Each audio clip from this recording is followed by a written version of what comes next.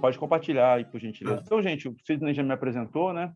Para quem não me conhece, meu nome é Luiz, sou resendense, moro no estado do Rio de Janeiro.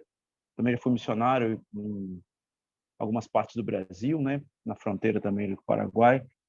E aí tive algumas passagens aí missionárias, também trabalhei com plantação e revitalização de igreja. E agora, atualmente, atuo como professor de história também aqui na FLAM, né? Pela graça de Deus, né? E tem sido um aproveitamento muito rico para mim, tenho crescido muito, né? E espero que eu possa trazer alguma contribuição aí, né? Como diz o Nietzsche, né? Que não é teólogo, mas é um filósofo, né? O Nietzsche dizia assim que a filosofia tem que servir para alguma coisa, nem que seja para causar indignação, né? Então, às vezes a gente traz uma contribuição, nem que seja para dar uma, eu não diria uma indignação, mas para nos inquietar de uma certa maneira, para instigar uma reflexão, acho que já é válido, né? Então, vocação pastoral na Reforma Protestante. Bom, vou começar situando aqui a Reforma. Pode passar, por gentileza, Cid? Vou começar situando a Reforma do ponto de vista, né, dos aspectos sociais, né? Você tem, diante de uma realidade aí do século XII, depois do século XIII, que a Reforma acontece no século XV, né? Mas aí os antecedentes históricos, né, a gente tem que pegar, porque a história ela é um movimento, né? Você nunca pode pegar um fato isolado na história e entender que esse fato ele se deu sozinho, né? Ainda que você estude numa metodologia que é a chamada microhistória, você vai ter aquilo que cerca a história, né? Você vai ter a abrangência maior, né? Toda microhistória está dentro de uma macrohistória. E toda macrohistória ela está de acordo numa perspectiva temporal, né? De tempo e espaço, né? Um historiador chamado Fernando Brudel, ele vai falar muito sobre isso, né? Que a questão do tempo, né, e do espaço, ela é muito importante para a gente entender as mudanças e os movimentos da história. Então, a Reforma Protestante não é um movimento que é diferente desse recorte espaço-temporal, digamos assim, né?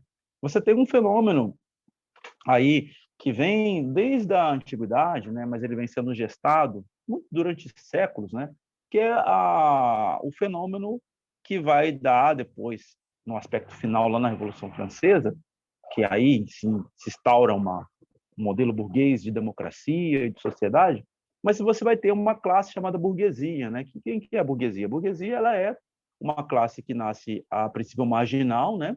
E ela fica ali à margem das cidades, que eram fortificadas, então, né? Cercadas, e ela de comerciantes, né? Que faziam as feiras que chamam os burgos, né? As feiras.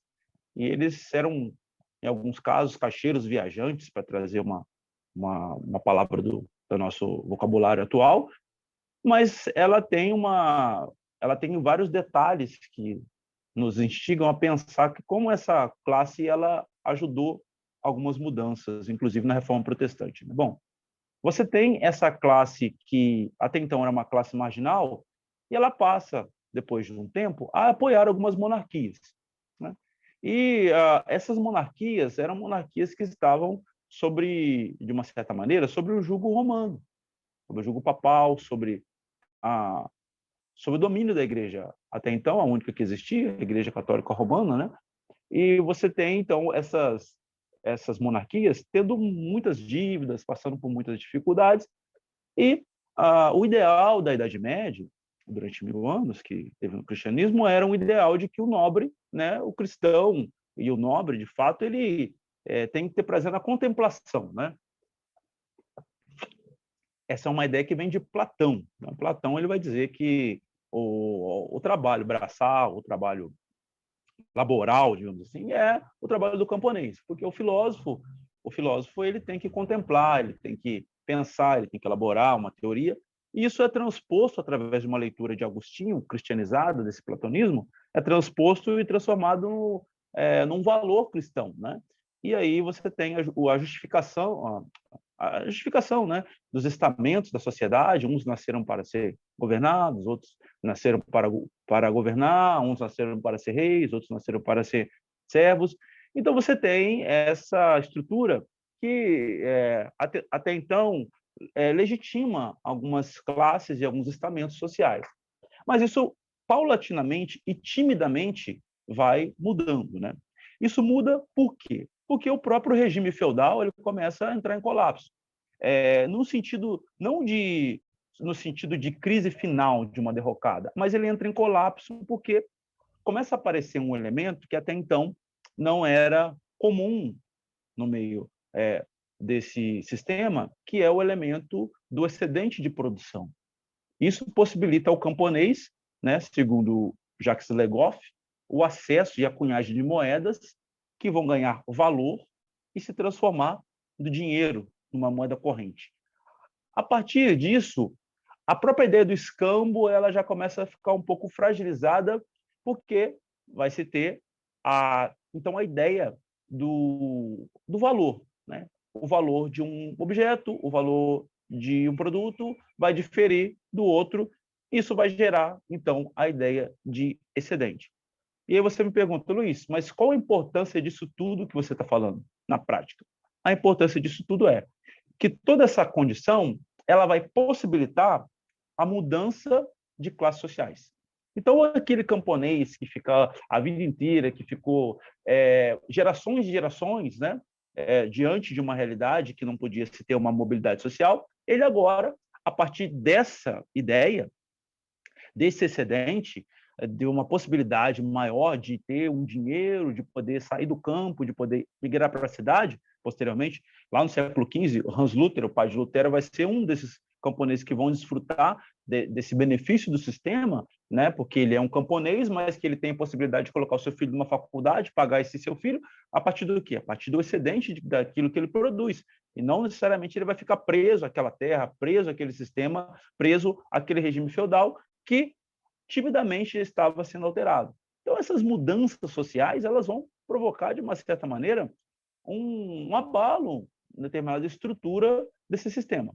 E isso vai fomentar, de fato, uma ideia que também vai começar a surgir timidamente, que é a ideia do nacionalismo. Né? Uma ideia do nacionalismo. Inclusive, países que saíram perdedores de guerras, como, por exemplo, você pega a França na Guerra dos 100 Anos, que ela sai derrotada, você tem na figura de Joana d'Arc, então, essa Virgem de Orleans, essa figura de quem, ainda que derrotada, mas traduz um sentimento nacional. Né?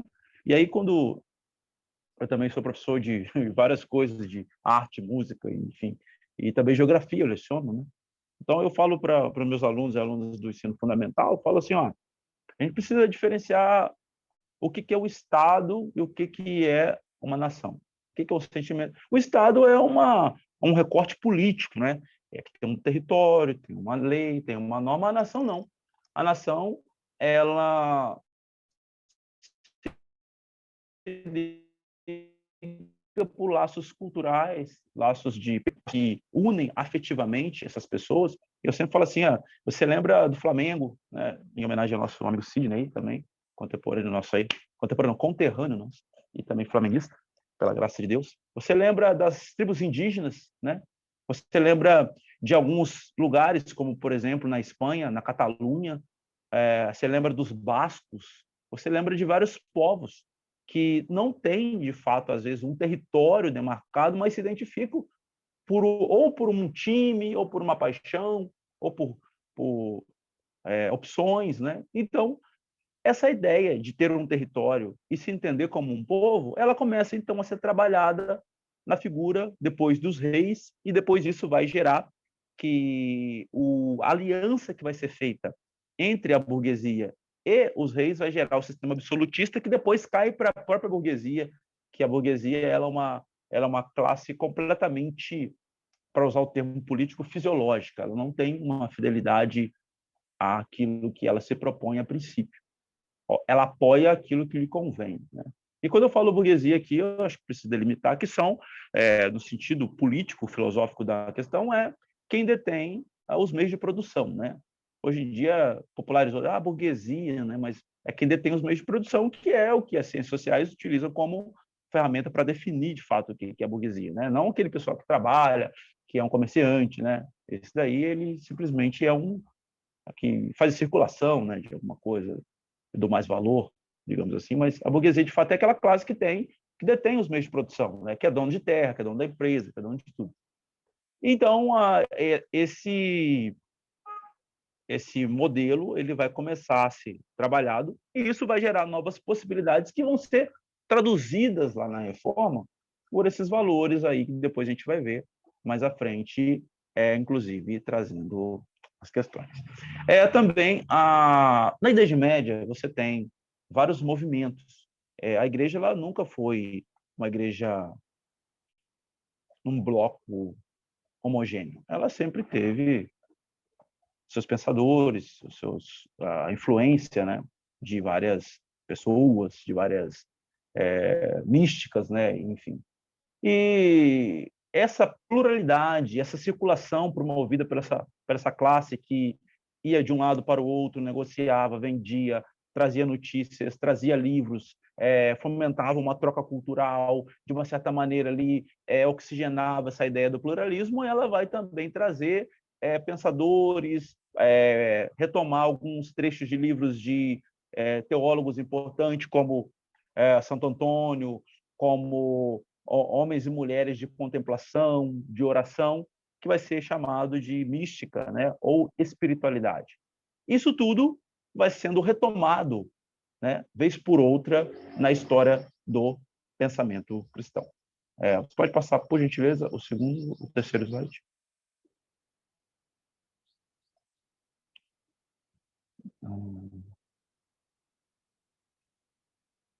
Vamos lá. Terceiro slide. Então, quanto o Cisne... bom. E aí você tem, então, a partir da ideia de Lutero, né? A partir de várias influências que Lutero vai sofrer, né? O Lutero primeiro sofre a influência dos místicos alemães, ele sofre uma influência também dos místicos medievais, ele sofre a influência do humanismo, ele sofre a influência sociocultural da época, da burguesia, ele sofre, sobretudo, tudo aquilo que já tinha sido escrito, a influência da imprensa de Gutenberg, que vai popularizar a escrita e vai divulgar todo o material impresso, e tudo isso a reforma ela vai ter. Então, trazer isso em si como uma ideia que precisa ser retomada. Então, basicamente, a perspectiva de Lutero, né, que, como um homem de seu tempo, que poderia ser, por exemplo, uma reforma feita por Zwinglio, ou poderia ser uma reforma feita por Philippe Melanchthon. Mas aprove Deus que a reforma fosse feita e entregue a Martinho Lutero, como eu disse, filho de um camponês que foi estudar direito a princípio, né, na cidade. Ele tem uma experiência com Deus e ele então começa a questionar a respeito da salvação e dizendo que se ele se saísse de uma tempestade e tivesse um sucesso na sua vida ali, escapasse de uma aprovação, ele dedicaria sua vida a Deus. E ele vai então ingressa numa ordem de monges, ele começa a estudar a Bíblia e ele começa a fazer um mergulho profundo, um homem intenso de uma fé pura, de uma devoção a uma causa muito nobre, e ele começa a entrar em crises teológicas quando ele se depara com um sistema que ele está inserido, que é o sistema romano, e ele vai a Roma, ele vê todo um comércio em torno de perdão, das chamadas indulgências da época, e ele começa a questionar o modelo pastoral da época, porque algumas pessoas eram simplesmente abandonadas à própria sorte, tratadas como apenas um número no meio daquele mar de gente que sofria com crises existenciais, com respostas a serem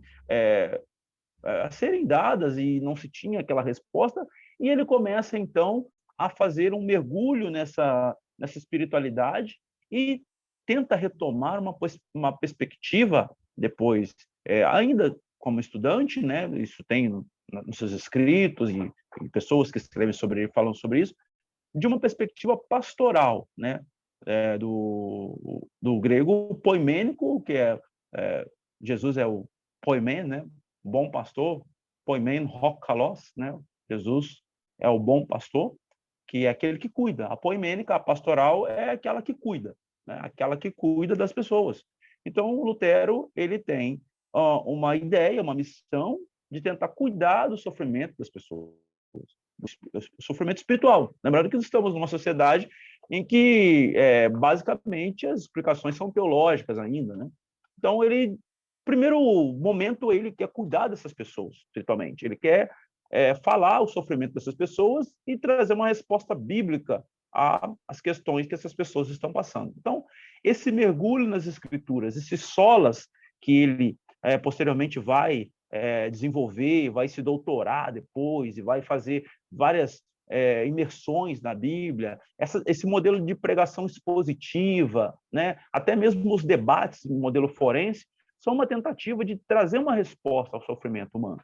Então, a Bíblia ela já começa a ser colocada aqui como uma instrução pastoral, uma leitura pastoral, uma proposta de cuidado, uma proposta de acolhida a essas pessoas com sofrimentos psíquicos, espirituais, nos seus momentos, e que precisam de uma resposta nesse sentido.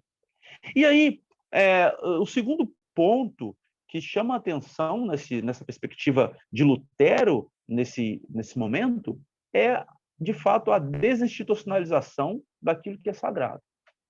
Ou seja, o momento, então, até então, ele exigia uma dependência extrema de um sacerdote para fazer a mediação do sagrado. Tanto é que a indulgência é praticamente isso, é uma confissão que se tinha que pagar, cada um tinha direito a um determinado número de indulgências, de perdão, né? E a partir daquilo as pessoas tinham que pagar. Então a indulgência era um perdão, entre aspas, pago. Os ricos pagavam, conseguiam, trocavam, os pobres ficavam com o sofrimento psíquico da época, espiritual, entendendo que sua alma, ou a alma do seu parente, ficaria penando por muito tempo. Então, quando Lutero estabelece, de fato, o sacerdócio universal de todos os crentes, e quando ele estabelece uma perspectiva de cuidado das pessoas, quando ele estabelece uma perspectiva de oração, quando ele estabelece uma questão pastoral, ele, então, tira, de fato, dessa igreja instituição, dessa igreja visível, instituída, né, como instituição fria, que está ali, de uma certa maneira, até mesmo contra alguns ideais bíblico-teológicos, e ele traz para uma comunidade de fé algo mais solto, algo mais trivial, algo que tem relação com a vida, que tem relação com a existência e que tem uma relação com o cotidiano.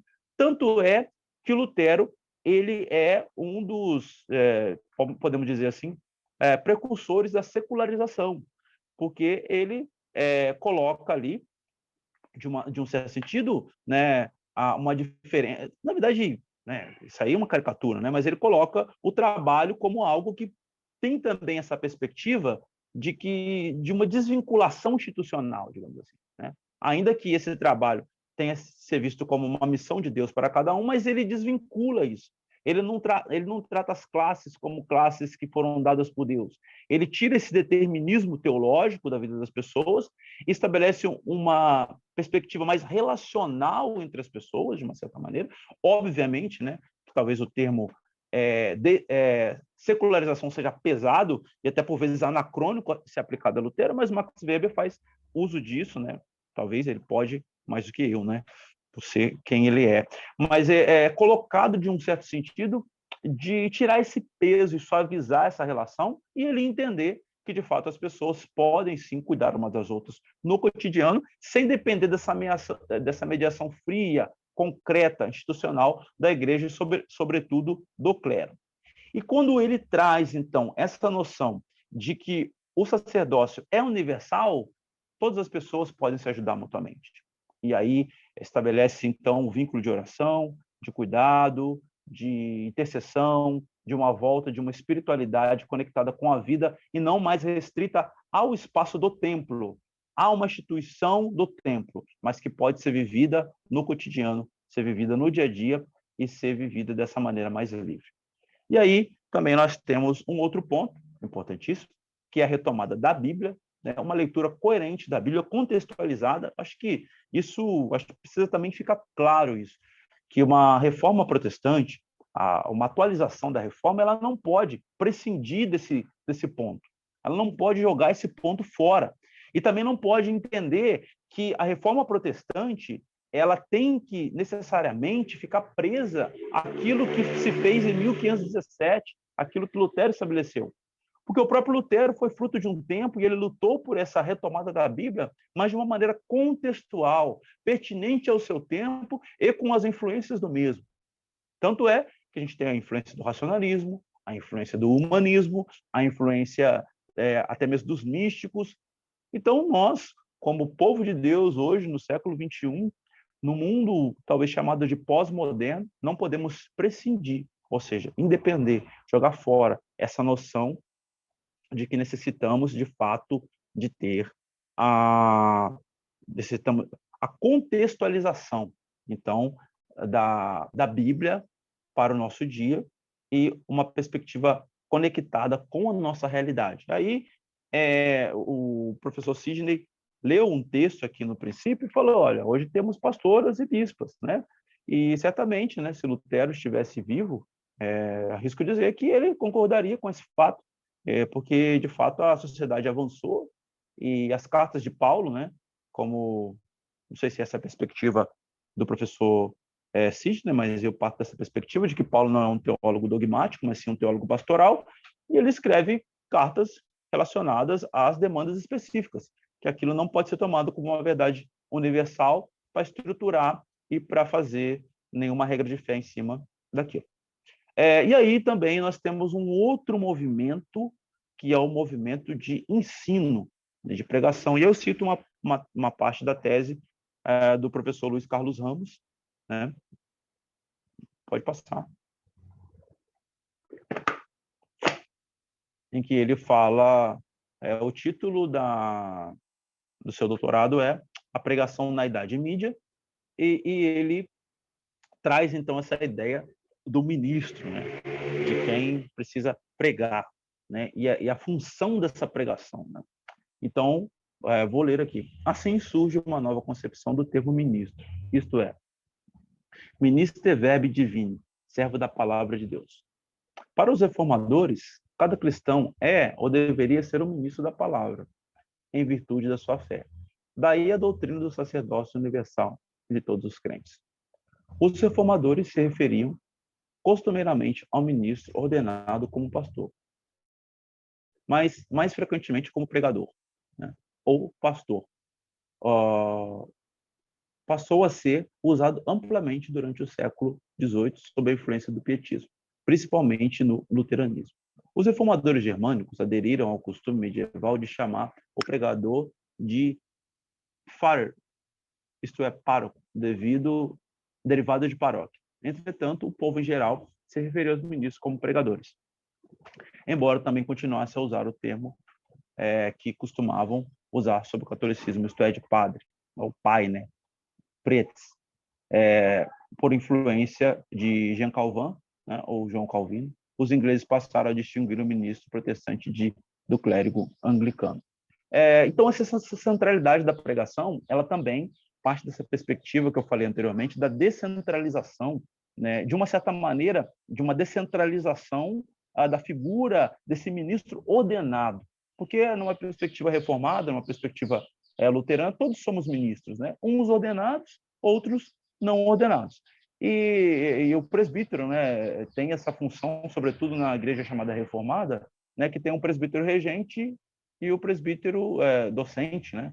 E aí você tem toda essa ideia de ensino que traz a reforma protestante e também de cuidado. O ensino tem a ver com essa perspectiva pastoral, com essa perspectiva do cuidado, com essa perspectiva, como eu falei, da poemênica, através do ensino, da pregação, da instrução, que não necessariamente é um ensino somente, como diria Paulo Freire, de uma educação bancária, onde que você senta num domingo à noite, numa igreja, e escuta um sermão, escuta uma prédica e vai embora para casa. Não, esse ensino também se dá no dia a dia, se dá através de valores, se dá através de uma maneira de ser, se dá através de um comportamento, se dá através de uma ética. Tanto é que Max Weber vai insistir na ideia de uma ética protestante, de um ethos, que significa algo relacionado a um grupo de pessoas. Então, é uma conduta, é um valor né? Muito mais do que somente ficar falando e ficar verbalizando. A pregação, ela é mais do que verbal, ela é um ensino, ela é conduta, ela é pastoral, ela é cuidado com a vida, né? Então, nesse sentido, muito mais do que a verbalização, né? E somente o falatório, a palavra é o ensino de conduta, de vida, de procedimento. Passa para mim, por gentileza, o outro slide. Basicamente, a pregação, né? Ela tem a apologética da defesa da fé, ela tem a questão do ensino, acabei de falar, né? E da instrução. Não vou me ater a esse ponto, porque eu quero falar da reforma radical agora, na figura do Thomas Mintzer, e gostaria de dedicar aí esses minutos finais aí a essa fala sobre Thomas Mintzer e a reforma radical e o seu pastorado, né? Nesse momento. Então, caminho agora para fazer as considerações sobre a reforma radical. Thomas Mintzer, ele nasceu aproximadamente em 1489, o nascimento dele é muito incerto, né? Ele é muito incerto. Eu preferi fazer uma digressão aqui. Eu preferi não colocar o T, né? Porque eu vou usar a tradução do Ernest Bloch. O Ernest Bloch grafa o nome do Thomas Mintzer assim, eu sou devedor à leitura do Bloch, e muito, né? Porque tive contato com Mintzer a partir, sobretudo, desse livro, O Teólogo da Revolução. Depois eu descobri outras leituras, mas foi o livro que mais me chamou a atenção, então eu mantenho essa grafia, embora os historiadores são unânimes em falar que pode ser dos dois jeitos, né? Então, a reforma radical ela tem um compromisso social também e compromisso pastoral, eu diria. Então, Mintzer, ele começa... na verdade, a ideia do Thomas Mintzer ela é muito complicada de se lidar, porque ele foi praticamente apagado na história, né? Durante um tempo, isso é retomado durante o século XIX, né? Depois de uma leitura de alguns autores, 18, 19, por conta da sua postura frente à reforma luterana. A partir disso, fica difícil qualquer datação biográfica dele, mas aproximadamente ele nasceu entre 1489 e 1490, em Stolberg, na Alemanha.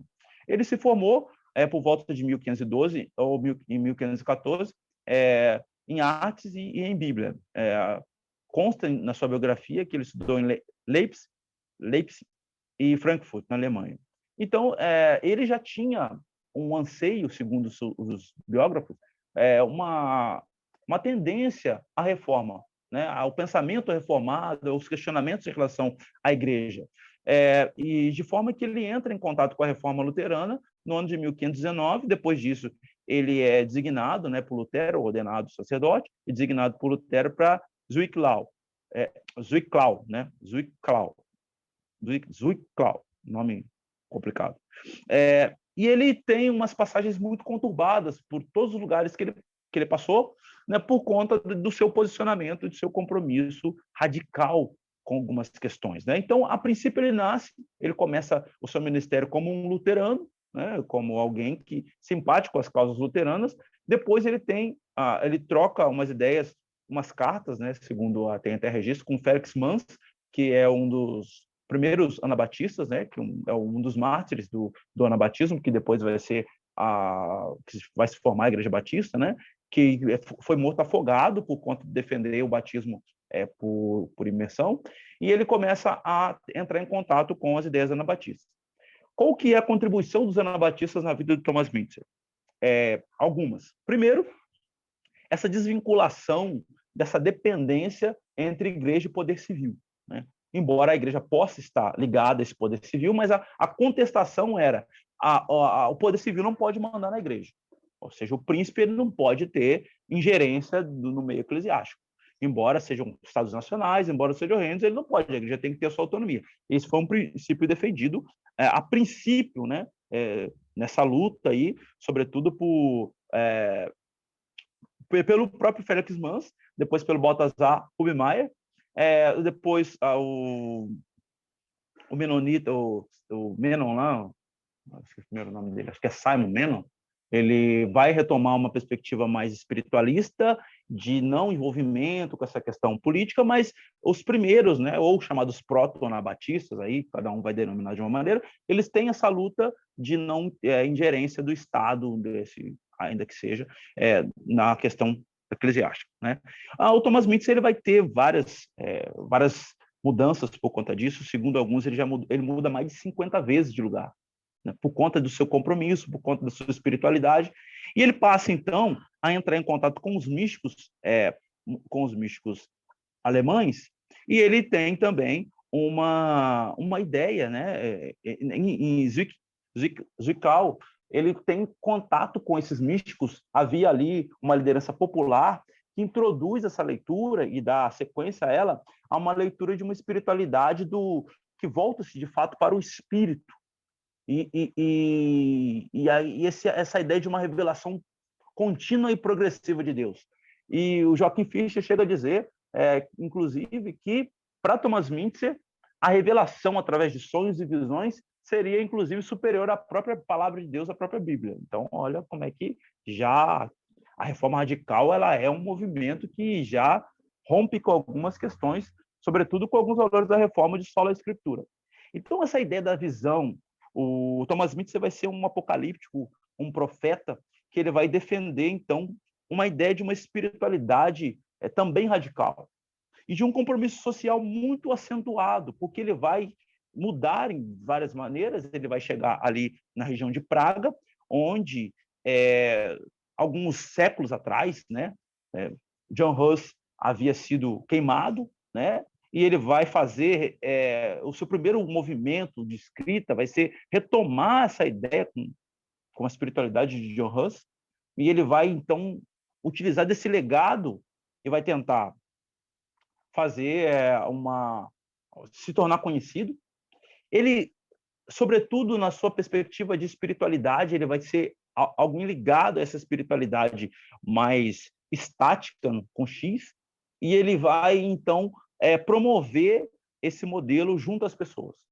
E não preciso falar que ele era um orador inflamado, alguém que estava ali junto com as massas, fomentando mudanças sociais grandíssimas, e ele tem uma perspectiva de igreja completamente revolucionária para o seu tempo, porque ele é uma igreja, de fato, quando é colocado que ele é um revolucionário, ele é um comunista, e de fato ele utiliza o sentido comunista no seu sentido estrito, de que todo mundo deveria ter tudo em comum, que a igreja não deveria ter uma liderança de fato proeminente, de repente como um líder, como alguém que mandasse, mas uma liderança completamente descentralizada, em que uns cuidariam dos outros, numa perspectiva de um ministério leigo e profético.